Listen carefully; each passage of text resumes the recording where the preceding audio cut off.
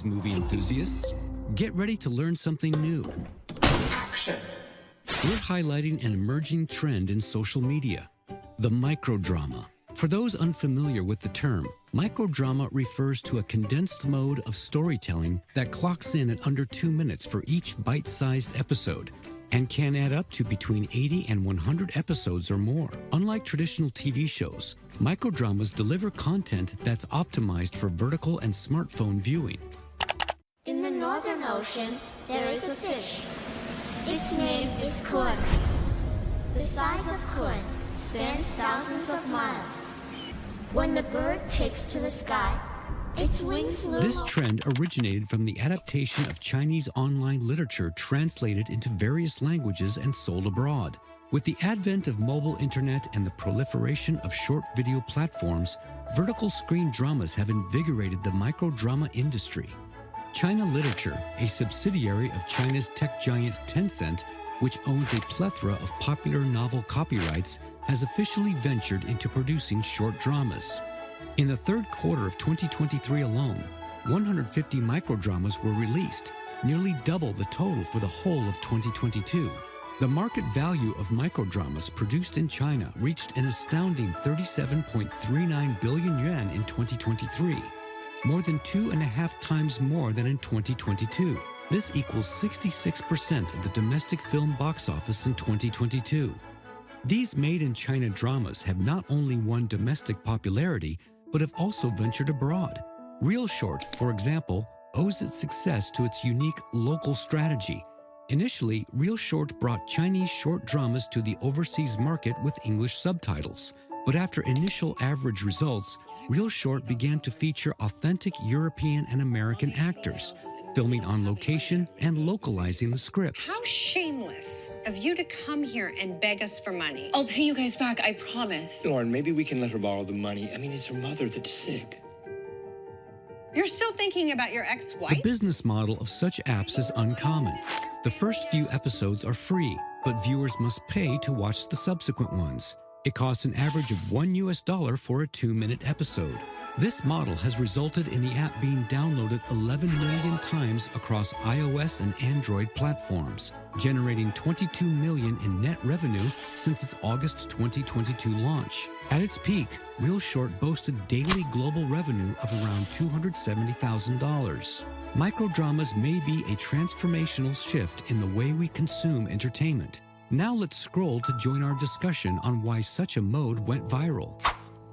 Hello and welcome to Dialogue. Despite the cheesy plots, unknown actors, and occasional flopped lines, the streaming app known as Real Short, a company invested by the Beijing-based digital publisher COL Group, has an undeniable charm and has hooked millions with its minutes-long microdramas. It has already exceeded 10 million downloads in the US alone. What's the secret behind their skyrocketing success? Are these microdramas just a fleeting fad, or are they here to stay?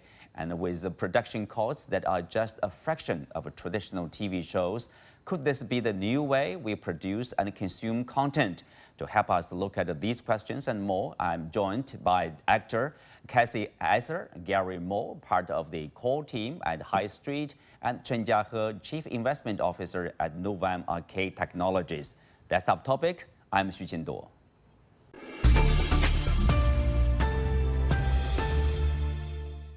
Welcome to Dialogue. Gary, I will start with you. With the rise of the short-form content on social media platforms, give us a brief overview of this recent surge in popularity of microdramas. What are these dramas and how popular are they?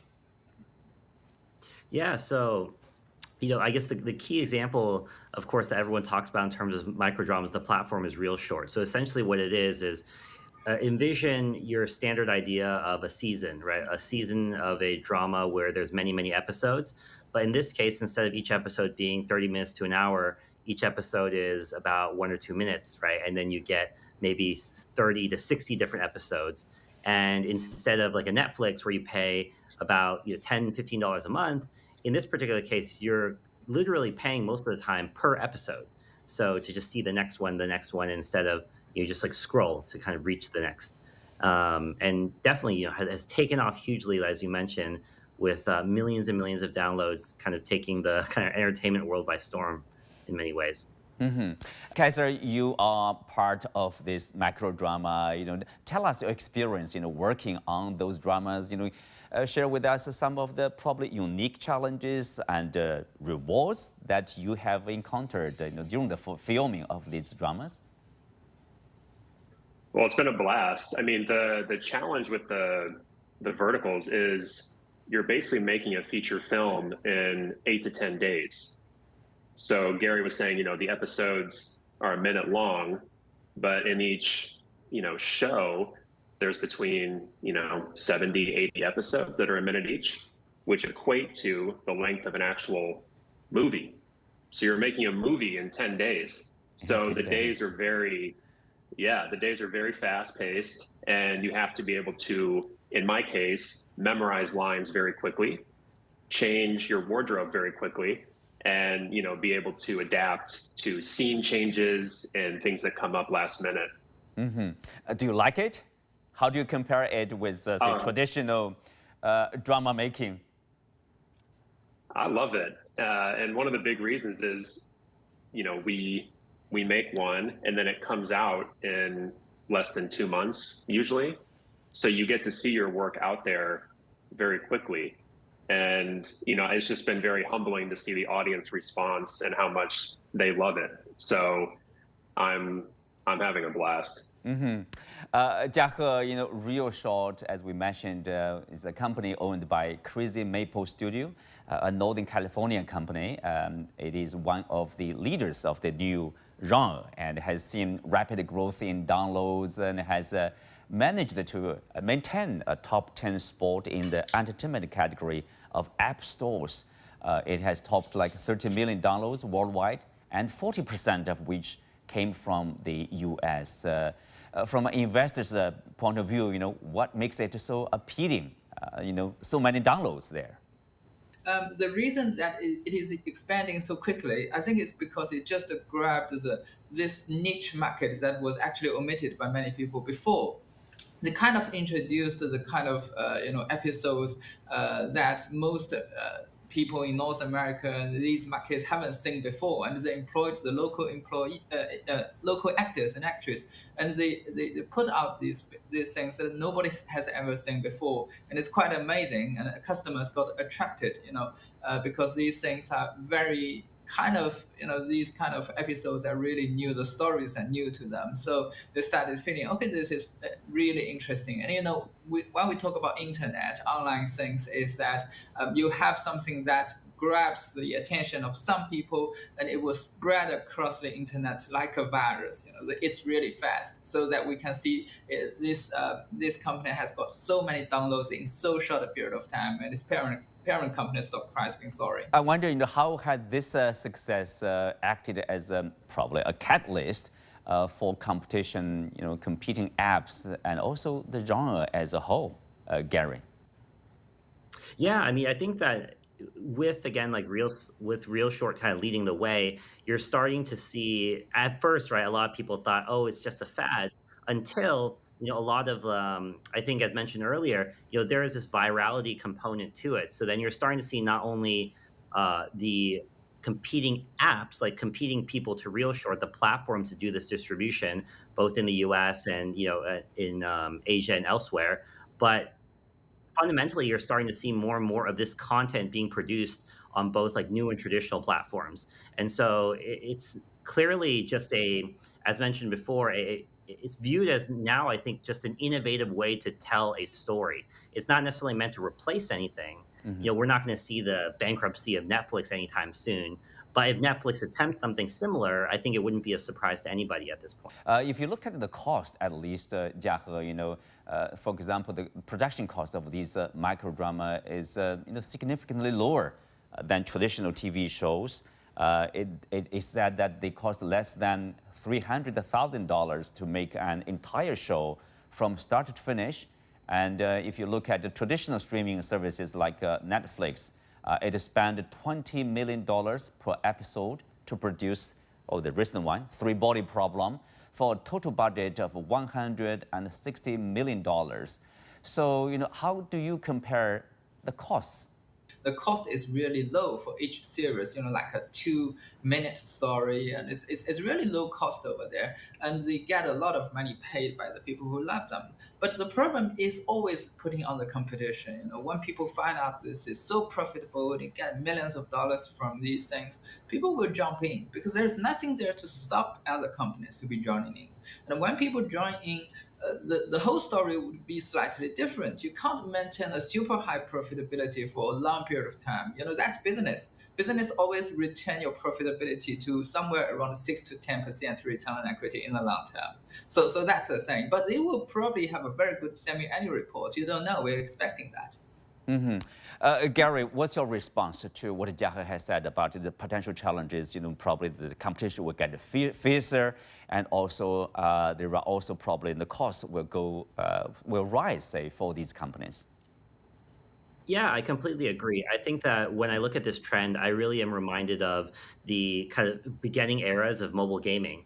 And at that time, mobile gaming, to make a game, it might cost less than $100,000. Within 2 years, you start to see bigger players come in, more players come in, and then suddenly a legitimate game starts to cost well over $10 million, right?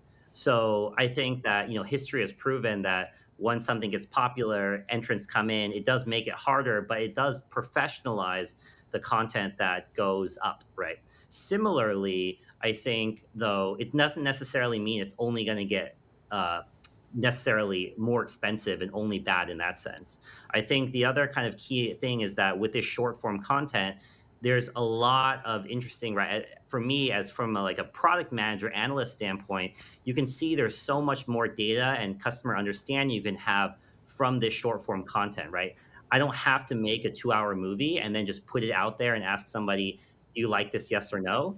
Now I can actually go and analyze down to the exact minute. Oh, everybody really likes this particular minute in this series. And what would I do with that? I probably would emphasize that more the next time and make it more addictive, more engaging, right? And then in that short form content, you can see in these apps like Real Short, we've only just played the tip of the iceberg in some of the things you've seen in both Chinese consumer apps or American consumer apps, either games or e-commerce, in terms of these promotional tactics, right? Like daily bonuses that you get for watching every single day in a row, sales like package deals or special Christmas deals where you get more episodes than you normally would. So I think that though the cost would certainly rise, there's a lot more you can see in terms of kind of monetization mechanics once, as we've established, once you have that audience, right? Well, Kasey, I wonder, as an actor, what do you see and how do you see these rising challenges or potential challenges?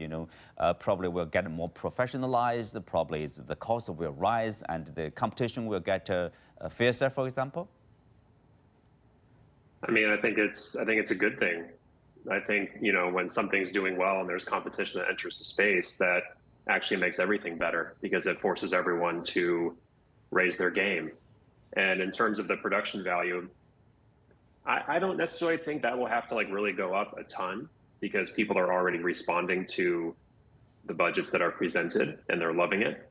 It's going to more depend on who can tell the best story and who ends up being the really popular talent that people follow.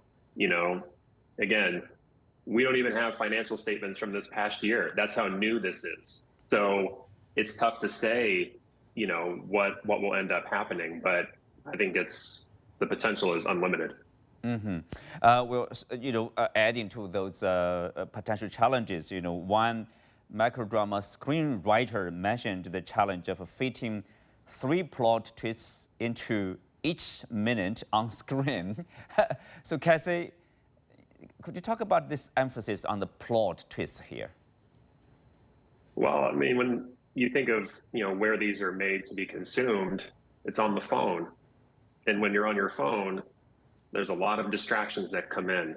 So if the story isn't hooking you consistently, you will navigate off of that screen. So that's specifically for the format of being on your phone, where your attention is really competed for. And, that's why I think that is necessary in this format. Gary, do you think this practice is redefining or affecting the way of storytelling? I would phrase it more as it's opening a new storytelling format. In the last kind of many years, there's been this almost critique or this common debate with people talk about like, oh, are people in the new generation just losing their attention span, right? Like because of formats like, on TikTok, like Instagram stories, things like that. But my kind of rebuttal or my kind of, I guess you could say, rejection of that idea is while you see an explosion of short form content, I mean, podcasts are a perfect argument against that, right? People are listening to 2 hour long conversations, different KOLs and celebrities have with other celebrities, just storytelling. So in many ways, I do think, like mentioned before, I don't really believe that the short form content is here to necessarily eliminate something that's already existing. But I do think, as we on the panel have talked about, it does open the doors for not only new players that are maybe never necessarily were experts at long form storytelling to really excel in this arena. And if the shorter form is allowing for everyday people to someday start creating this content themselves, it can only be a good thing, right? Because we're only going to get more options and greater competition, which kind of raises the boats for everybody. Mm-hmm. Kasey, what's your experience of, let's say, working in such intense storytelling?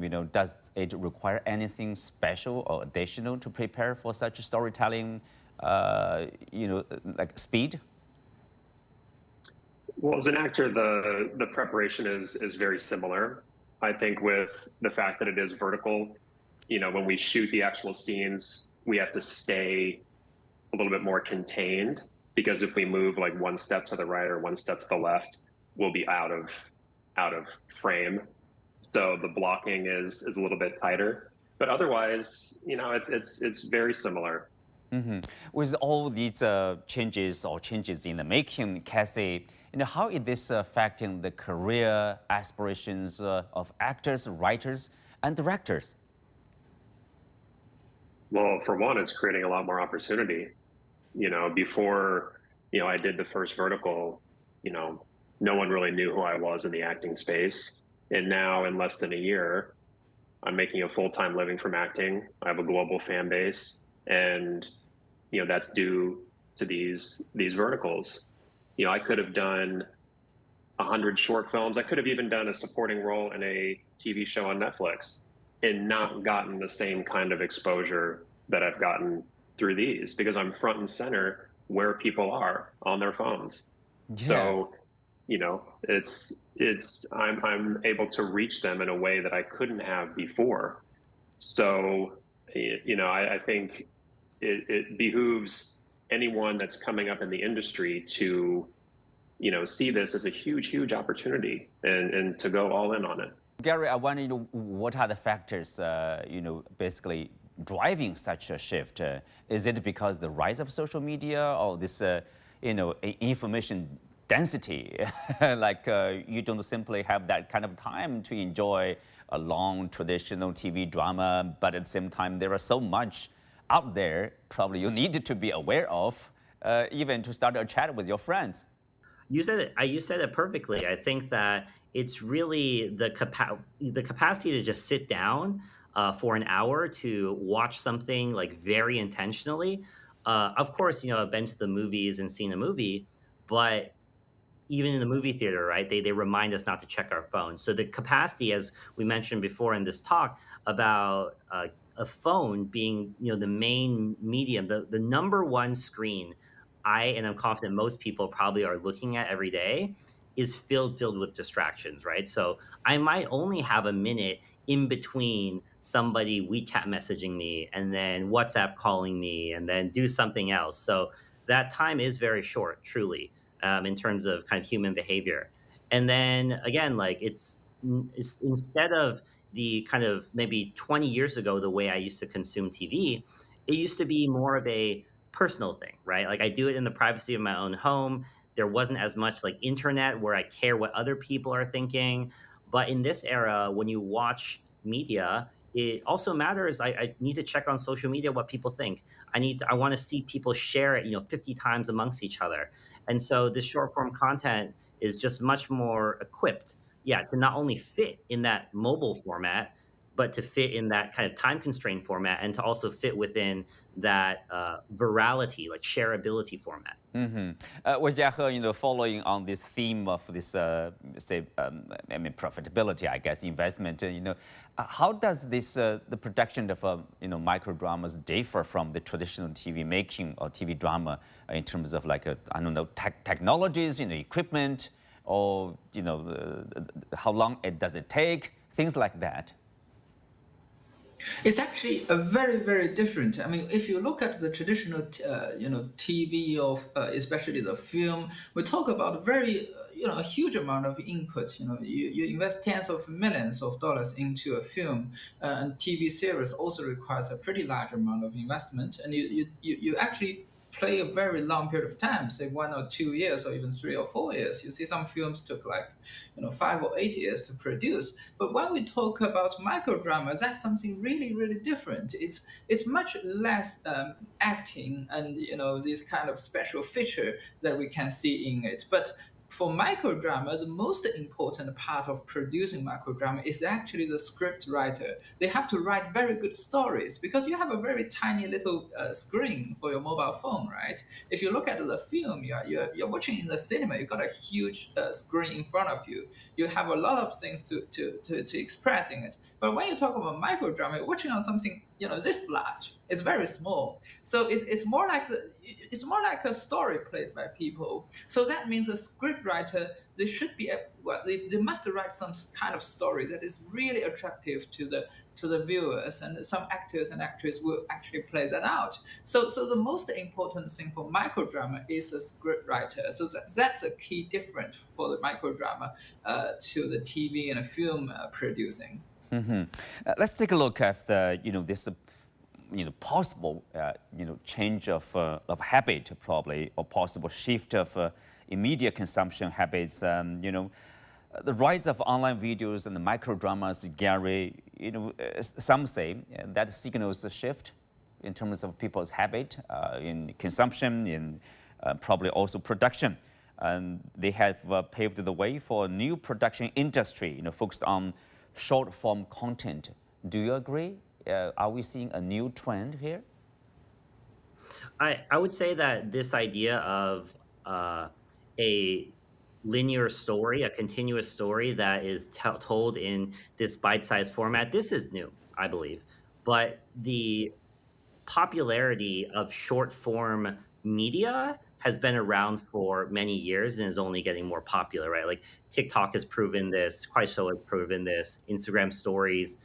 Every social media platform you can think of has shifted to short form video as kind of their emphasized format easily in the last 5 or 6 years. So I think that this kind of real short format is only kind of a continual evolution of that trend, which is another big reason why I think it's not necessarily going away, because from this all the way to the extra possibilities, right? The shareability of this is easier.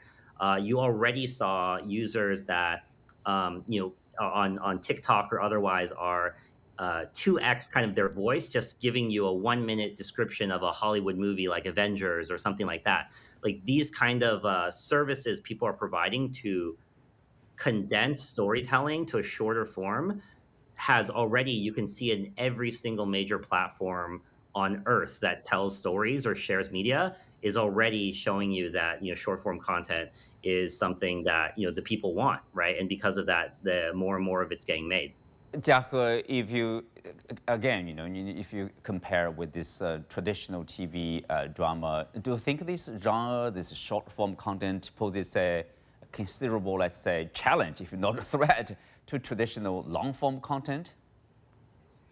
Definitely, they're putting a threat to the long term, long form, like TV, film, these kind of things. Because we have a saying in businesses that everyone has only 24 hours a day, and they have like maybe 2 or 3 hours watching things, and the total time of people watching things is actually limited because we have to do many other things like taking a shower, having dinner, working out, going to work, all these kind of things. So you probably have like 1 or 2 hours watching things. So if these kind of micro dramas grabbing like 30 or 40 minutes, and don't even mention grabbing the dollar from the wallets of people, the TV and the film will actually have less market share. That's for sure. But the companies who are producing the TVs and films, they will still they will not stand there and wait for the attack of the micro drama companies. They will also come over to the micro drama business if this trend is has been able to undertake the test of the market and be a continued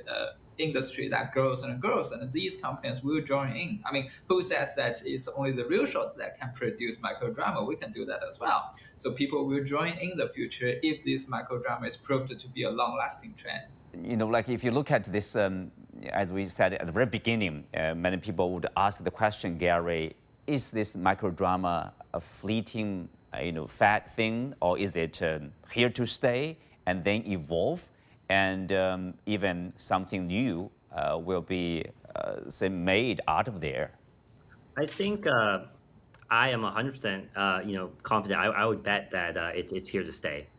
Like I said, I think that even before Real Short became popular, shorter form media, right, whether it's audio, video, text, storytelling, otherwise, this is already becoming increasingly popular length that people are consuming. And so, one area, even very simply, we have yet to really see kind of take off yet is obviously Real Shorts, a lot of kind of real human acting and drama. We haven't really even seen the explosion of animated, right? Animated manga, anime type. And so, like I said, that's just one very simple example I could just pull out like that. Like imagine all the other kind of formats that can be cut into this type that can reach another new niche audience, right? And suddenly many niche audiences become one large category. So I think that, anybody that's kind of in the media business should be looking into, how to start telling stories in that format or how to deliver content in that format.